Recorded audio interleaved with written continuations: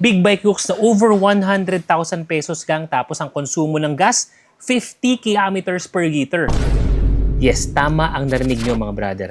Pinag-uusapan natin is the latest from Suzuki, the Suzuki V-Strom 160. Naimaneho na natin ang iba't ibang mga uri o type ng V-Strom from the 250 to 650 all the way hanggang 1,000. Iba talaga yung forma nito. Pang adventure, very versatile. Bagay na bagay ito sa mga rider na kung saan-saan sumasabak, mapa on-road, mapa off-road. Pero nagulat ako. During the Makinamoto Expo, Suzuki launched the V-Strom 160. Yes, a 160cc versatile adventure scooter na idinisenyo para sa mga rider na gusto ng maganda at dependable na makina but with fuel efficiency in mind. Unahin ko na yan mga brother kasi i-review din naman natin yan sa mga susunod na araw. But according to Suzuki, you can get as much as 50 kilometers per liter. Bagay na bagay lalo na sa panahon ngayon. And because we are talking about the 160cc category, lightweight, mas agile, adventure-inspired ng design, at sobrang komportable ng riding position.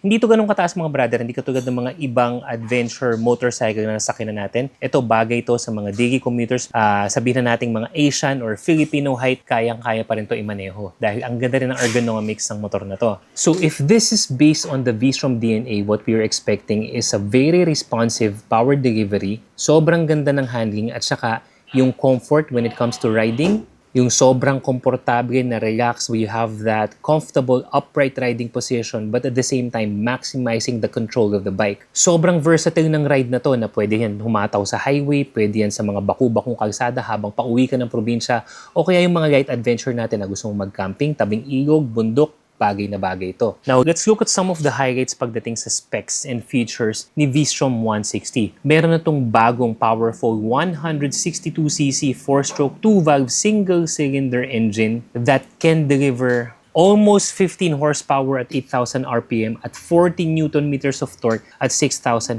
RPM. At gaya ng paulit-ulit na natin nabanggit sa video na to, it's very efficient. Buruin mo, sobrang komportable ng ride mo, pero yung gasolina mo napakatipid kasi pwedeng umabot ang 1 litro mo ng 50 kilometro. So sa isang full tank mo neto, gamit ang 13 liters fuel tank, grabe 13 liters pang big bike na talaga, pwede kang umabot ng hanggang 650 kilometers. Saan ka na makakarating nun?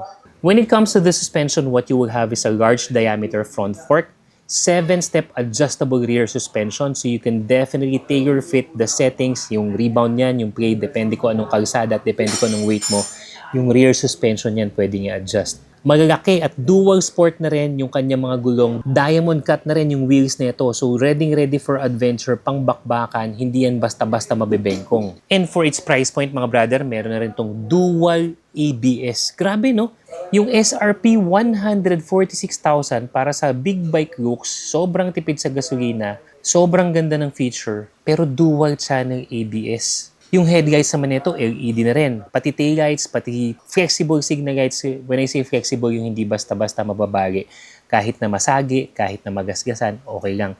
Meron ka na ring USB port for gadget charging, lalong-lalo na kapag magdadayo ka at magmumundo ka at mag-adventure ka. And you will have that sort of classic pero medyo high-tech na inverted digital instrument mga brother. So abangan nyo yung full actual performance review natin to once we use it in the outside world mga brother. I'm very excited. I heard that we will be taking this out sa ilang mga adventure ride natin. So abangan nyo. So dapat naka-follow and subscribe kayo dito sa Motor ni Juan. Again, for more motorcycle news, reviews, and tips, be sure to follow mga social media page natin katulad ng TikTok, Facebook, Instagram, and YouTube.